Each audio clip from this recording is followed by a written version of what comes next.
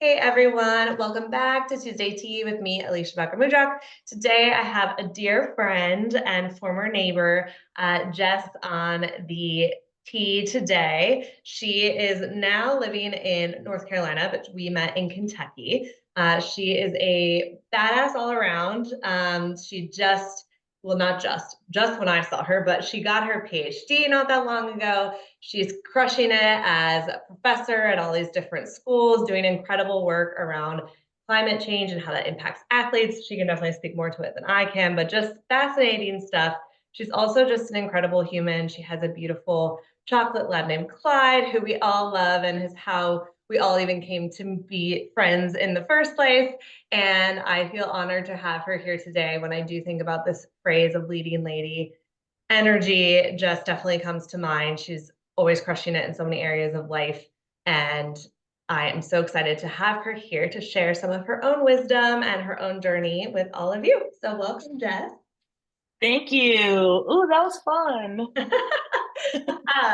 Well, just to kick us off, what what is your take on this theme or this phrase of leading lady energy? Like, what kind of comes to mind? What do you want to share? Where do you want to go with it? Yeah, I think it's interesting because I'd never really given it much thought before. I have been called things like trailblazer and pioneer, and those I think were placed on me in ways that I didn't think I had earned. Hmm. I don't think, or I guess until recently, I never thought simply occupying space or having a seat at the table would qualify someone like me to be considered a leader or an expert or a pioneer or a trailblazer, any of those other like big heavy words. Mm-hmm. Um, I think as I've stepped into mentorship, I can start to see it a bit more. But historically, I've had low self-esteem and confidence issues my whole life. So it's a work in progress, I think, embodying what leading lady energy is. And I think it's an active practice. It's not just this is bestowed upon you and now you have leading lady energy. I think it's something you have to work on and foster in yourself. 100%. And that's definitely something that I get to in my book, which I know you haven't read because no one's read it yet. But there's a whole section on self-esteem and self-worth because I think at the root core of any type of energy we bring of any sort is what we think and how we feel and how we see ourselves, right? Hmm. And I think it's very vulnerable and appreciated to share, your own struggles or conflict with feeling that worth or that esteem.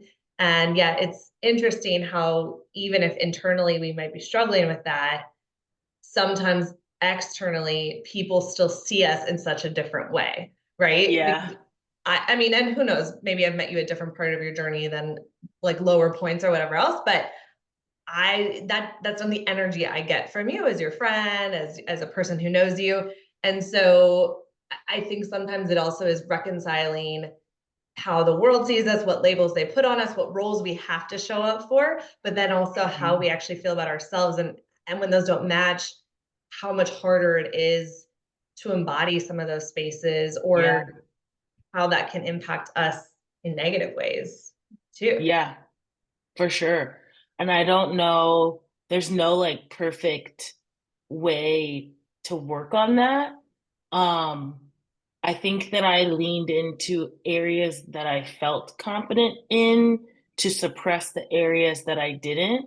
And those areas that I leaned into became my strong suits. It was school and sports, Mm. sort of masking, I guess, areas of my life where I felt further down or behind.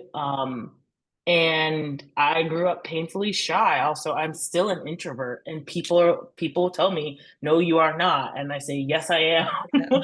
I know myself. Yeah, I'm an introvert, but You I have promise. worked really hard to sort of capitalize on the things that are important, like making relationships and fostering them and being outgoing and being personable, even if behind closed doors it is draining or I have to take the time to recover. Those things always take an extra effort for me to do and to do well, but they're beneficial in life. And I think my Hmm. life is better because of it. But also, those areas that I excelled in school and sports, that made my career, which is paying off tremendously. And I can sort of forget about the areas of my life where, I didn't feel as strong. Because the areas where I felt strong were the ones that I could, really, really, really lean into over a long period of time. What do you think made it worth it to go into the type of work you do, which is definitely around other people and not just sitting at your computer alone, like, I don't know, doing like accounting somewhere or something. As an introvert, what do you think encouraged you to still step into a space that wasn't as comfortable for you Mhm. and you had to live in that tension, but why the journey you took, or why that path? Yeah, it's a healthy balance. I think the time that I spend with people or in front of people, like in the classroom, I mix that in a perfect way with the amount of time that I'm in isolation doing research, and it's just me and my tea kettle in my office. I love that. Um, and I can control that environment. If I need it to be loud, it's loud. If I need to be quiet, it's quiet. If I need to turn the lights off, I can. And being fully in control of that is very satisfying to me. I mean, when we were neighbors, most of that time was during the pandemic, and I thrived in quarantine. I was like, this is awesome, actually. Yes, yes. Um, but that time allows me to regroup and recharge for when I am in front of my students or my colleagues. Um, and I think I set an expectation of the culture in advance. Today, actually, a grad student of mine came into my office and we talked for 42 minutes. And I was like, okay, that was Good. great. It was a much needed conversation. But then I was like, okay, I need quiet and alone time to bounce back from that. I have counterparts whose cups are really filled from those types of interactions. Whereas I'm the opposite. It's important for me to be there for people, but it definitely is draining to me. And so then I know that about myself that I need to take the appropriate amount of time to recover from Hmm. it so that I can show up fully for the next instance. Yeah, that makes sense. I'm your counterpart. Like that makes me excited. I'm like, I talked to someone. I could go do 17 more things. Need No, a I'm little like, bit of well, I gotta go everybody. home now. A little bit of I all of us. talked to a total of 4 people today and was like, well, gotta go. Like, oh God, I gotta talk to Alicia. It's the last thing. You're not talking to anyone the rest of the day. Um, no, and I think that it gets into that idea of really knowing yourself and owning, the good, the bad, the ugly, every part of it, right? And we're not Yeah. apologizing or trying to fit in a box that doesn't match, because it's not going to be as sustainable, it's not going to be as fulfilling. But really, I know you feel so passionate about your career and your research and the interactions and impact you have, that it sounds like it's not worth giving all of that up just to be really comfortable and in your cocoon, but also to know when and how to best take care of yourself to show up at the times you really need to show up in that bigger way. But then when you can still have that presence, and even if it's in a more quiet space or like backstage, or or in the analogy of stage, whatever that might look like. Yeah, for sure. And I think the life experiences that I've had, I mean, I've been at 5 major universities. Yeah. It's been sort of a Goldilocks journey of finding the balance that is just right. Mhm. And part of that was, like building life experiences. I think packing your stuff up and moving is so important. It's such a privilege to have been able to do that so many times. But then, so yeah, I get to learn new geography and new food and new culture and like navigating new cities and all of that, which has been a huge blessing. But it's also been like feeling out the temperature of the kind of place that I want to live and settle and work. And when things aren't just right, having the wherewithal to make those sorts of tweaks, um, and really sort of settle into what is it that I want for myself? What is the environment that I want to curate? Who are the people that I do want to be around so that when I am pouring into others, these are the people that I want to do that with and for. And so that's been fun, just sort of exploring about myself. Yeah. But it's also just like, I don't know, giving language to the things that I think I've always known about myself. You ask Mhm. my family members, they're like, yeah, she's shy. If you ask my friends, they're like, no, she's not shy at all. But like, I think figuring all of that out for myself it's been fun, but it's definitely a daily practice and a daily challenge. Or some days Mhm. I'm like, something wasn't right about today, and I have to sort of reflect and be like, oh yeah, I spent all this time in meetings that took it all out. I didn't even contribute to the meeting, but it took everything I had. Right. Just to get through it and be there. And just like interact, so it's like sit up straight with other people. Right. And not like your let your face show too much. Like, Yeah. And so that's hard, but I think the work pays off. It is making a meaningful contribution to society, which is what I want to do. and what it sounds like you're really talking about is you have a very clear vision of where you want to be, what you want to be doing, what your values are in life. And even when you didn't know exactly what school that looked like it would be at, or what state or what city, you still had enough end goals in mind to Hmm. keep recalibrating until hopefully this will be the thing for a while at least. Yep. It's not forever, that you can really lean into. But having that enough tension and wherewithal, like you said, to know when it wasn't working anymore, when you were getting too comfortable, or when it just wasn't fitting, and like something different had to be done. Because Hmm. I think unfortunately, especially as women in particular, we're really socialized to not trust or think about that for ourselves. And it can be uncomfortable and feel wrong or not allowed, or how dare we, to like we both have picked up and moved so many times, to keep trying different hats on, to keep saying, well, that didn't work, I'm going to keep looking further, not just like sit comfortably and like be uncomfortable, but everyone else is happy, so I'll stay here, right? Yep. And that can be a tricky journey that isn't always easy, but I think it's a really important one to make sure we're showing up for ourselves in that way. Yeah. I try to, like, I don't have any children, but I try to give the advice to my students that my parents gave to me because that sense of adventure and high expectations of self comes from my parents.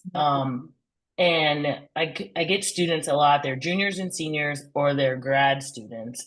So they're sitting at this juncture in the road, figuring out what's next, and what's next isn't necessarily prescribed, right? Like after 10th grade is 11th grade, and after 11th Right. grade is 12th grade. And for Right. many people, after 12th grade is college, Yep. career, or military. And so the next step was often given. And so I get students when they're just like, ah, the Have to make a real world. choice. And like, Yeah. yes. And I think of the way that my parents raised me. Of course, my mom was very nurturing and very supportive of anything that I wanted to do from a nurturing standpoint. And my dad was very encouraging of whatever I wanted to do from a sense of adventure Mm, standpoint. So both of them, like my mom's like, whatever you decide, we're gonna support you. And my dad's like, go, do, be, see, like get right. out there and Right. try. And I'm Right. really thankful for that. Um, I'm glad that I wasn't raised in the box that I think a lot of women were to like fit those norms. Um, I've said it before that like I feel like I was raised, almost like a boy, where it was just try, get hurt, mess Yeah. up. Yeah. And women and girls are not given that privilege. because of all of the societal things that we have to carry, where boys get a lot more forgiveness, freedom, and flexibility. So I'm really glad that I got that as an up, like as a kid growing up, just whatever you want to do, just try. And now I think because that has worked for me so long, my motto and something that I always tried to share with people is like, I'm not going to say no to myself. Mm. That's one of my like big things. My dad always says, "You're an eagle and eagles fly." And Mm. it's true. And I think I've seen it in my path as like somebody who's moved around a lot, someone who's tried a lot of different things, someone who likes to explore. I have a suitcase packed at all times. It takes absolutely nothing to just go and figure it out. And I really like that. It's been really fun. But the possibility of someone else saying no to me isn't enough for me to say no to myself. I'm never going to get in my own way of trying something that I think I might want to do, something I might like, somewhere I might want to go. I'll let someone else tell me no. I'll let the system tell me no. Let it come back declined, or Right. Right. we You're regret gonna. to inform you, Mhm. like let them tell Mhm. me, but that's not going to keep me from just swinging at it. Yeah, I love that advice. I think that's a really great motto, theme, mantra, whatever we want to call it. But, I'm not going to Mhm. say no to myself. I'm not going to be the reason I didn't have this opportunity or take that chance or see that thing. Yep. And unfortunately, which is kind of what inspired me to even write this book about this topic, because I think we are way too quick to say no to ourselves way too often. And then so many people Yeah. wake up at X age and are like, what happened? I wish I would have said yes more. I wish I would have known that about myself. I wish I would have lived my life and been in the steering wheel, like at the steering wheel, Yeah. not letting 30 other people drive the car, because they all have their own agendas Yeah. and visions and values. And they're not necessarily, we'll say these are healthy, nice people, right? Like it's not bad or wrong. It's just not Hmm. yours. So it's never going to be the best fit. It's never going to feel like, yeah, you're always going to be wanting or lacking. Like if Right. we're letting everyone else run our lives, it's never going to be as perfect as it can be if we're the ones in charge, right? Yeah, for sure.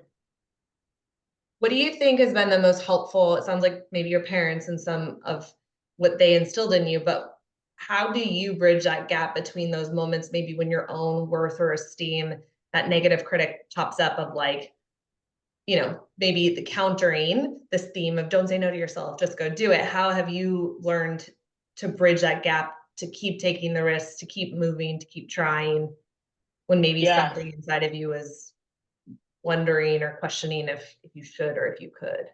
Yeah. It's definitely a lot easier for me to lean into those things in the areas that I feel strongest in: school, work, Mhm, mhm. sports, I don't know, travel, pets. Like I can dive headfirst into those things because it's comfortable. There are areas of my life where I have like my old therapist when I lived in Texas. I wish she practiced out of the state. Um I could see her like on both of my shoulders, I think. One of them saying, take a calculated risk, and the other saying, and how are you protecting yourself in this moment? And to me, I'm just like, ah! There are a lot of things where I'm just like, I don't, I just want to like flick both of them off and then like go hide in my blankets. And I do that a fair amount because it's really challenging here's an example. The state fair is in town right now, and some plans that I had to go to the state fair with friends fell through for a bunch of different crazy reasons. Mhm. And it got down to the point where I'm like, either I go today by myself or I don't go at all. And that I rocked back and forth on my couch for a long time because do I want to withhold this experience because it means I would have to go alone, is that enough for me to not want to go? Hmm? Instead, I worked harder at managing my schedule to make a different day this week work with friends.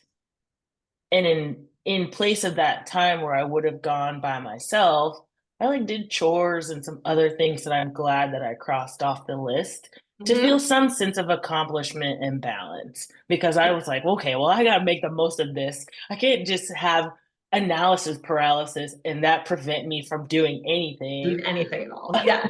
Yeah, exactly.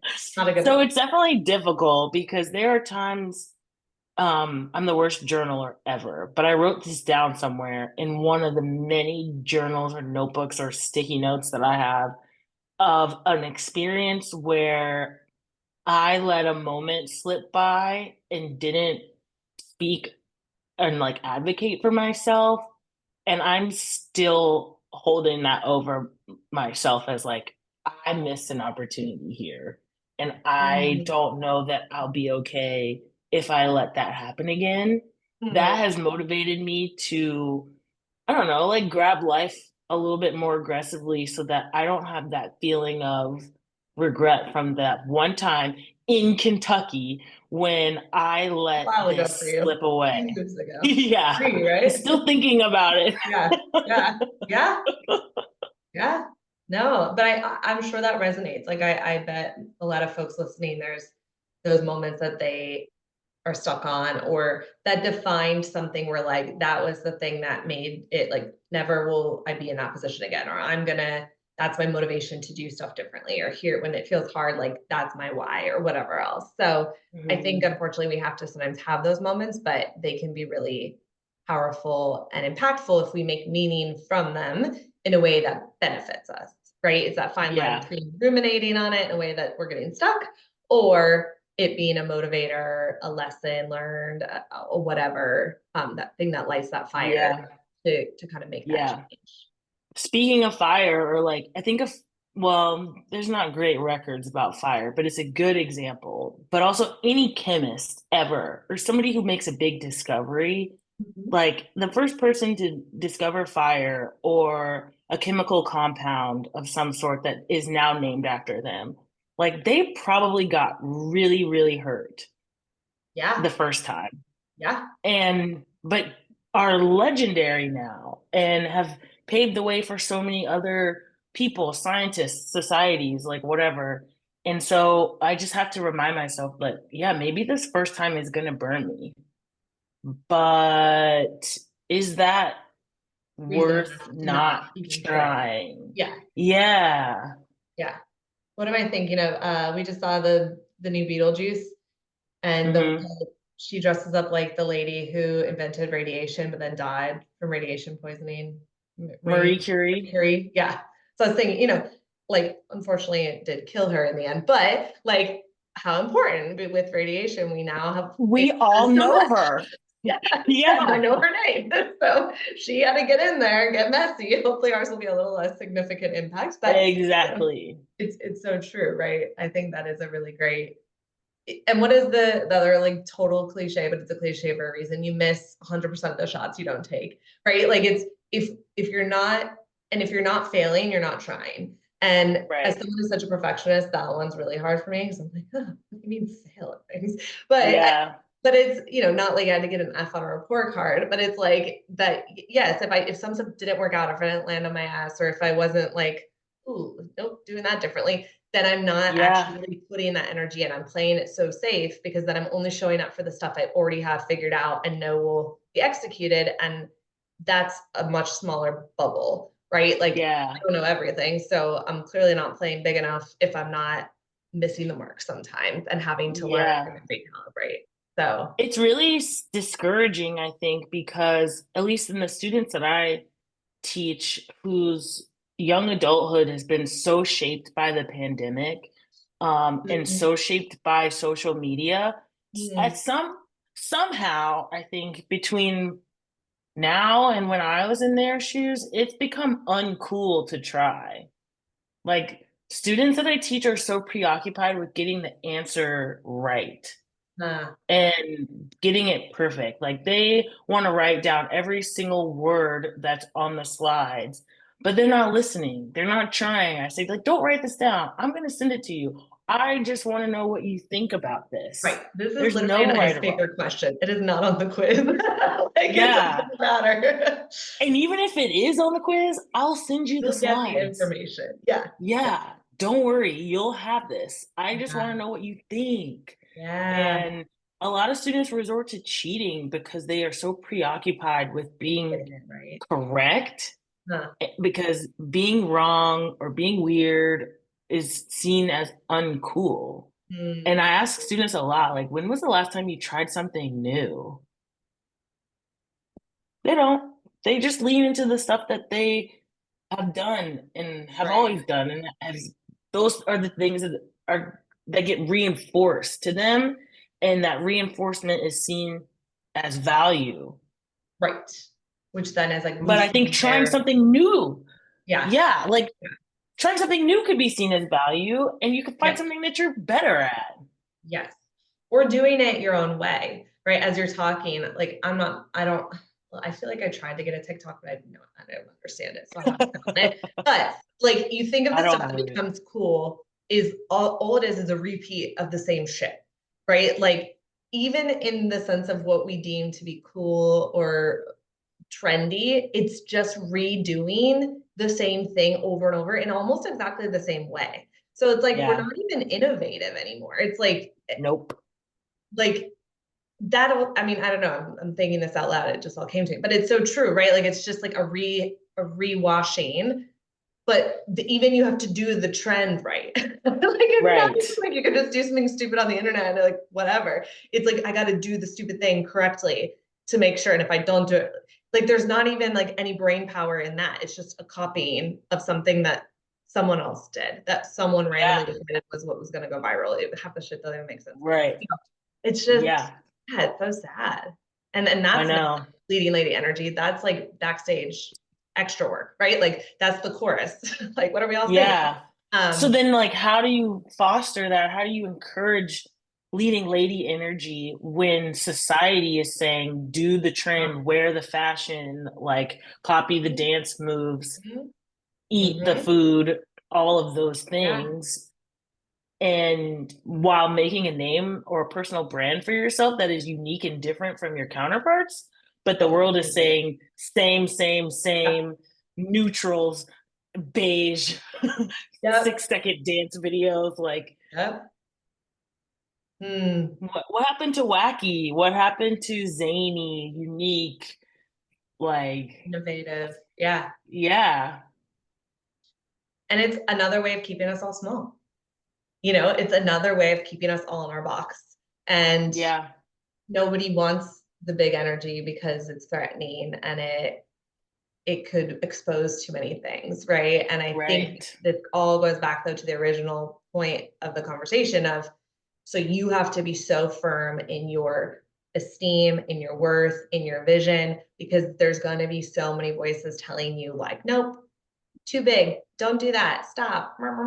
And you have to just like not be too blind, like be open, but like be really focused and really confident, even in our least Mm-hmm. confident moments, still have those anchors to be able to keep shining bright and playing big because Mm-hmm. we live, unfortunately, in a world right now where nobody really wants us to for a lot of Yeah. different agendas we could get into on a whole conversation. I know. When So, I was like toying around with getting back on the job market and like following the leads that I had to take a new career elsewhere, I got a lot of male advice from like men in their position, same position as me, but more senior, hmm, that was pretty discouraging. That was like, oh yeah, well, you'll get a reputation for being somebody who hops around, or the grass is always greener on the other side. But I don't think as a young black woman I had the privilege to just absorb the reputation bit because, historically, we haven't really been given the type of opportunities to try something new. And then the grass is greener on the other side comment, I never subscribe to that. And my response usually when I get feedback like that is, what if I don't even like grass? What if What I'm if on the allergic? other, yeah, what if on the other side of the fence is a lake or a forest or a Yeah, field of an sunflowers? ocean. Like, why would I stay? Yeah, why would I stay on this side where there's grass if the ocean is on the other side? Yeah, I yeah. don't really care about green grass like that. Actually, I hate it. It makes me very But itchy. if there's like a barn full of puppies, like I'm going Yes. over the fence. Exactly. Get me over there now. Yeah, Yeah. No, I love yeah. that. I mean, I hate that for you that that was energy and feedback and conversations that you've had to navigate, but I love your take on it and really stepping into knowing you and who Hmm. you are and all the parts of you and how you fit into a larger system and like what legacy you want to leave and what you want to try. Yeah, And like no one can know that but you. And I think that right, that's why you're the expert on your life and it's important you're living it, right? And right. same here. So Yeah, for sure. well, any last thoughts, tidbits, takeaways? You've given us so Ooh, much, but anything you kind of want to leave us with? I definitely always share the like not saying no to yourself piece. I would just reiterate that. Mhm.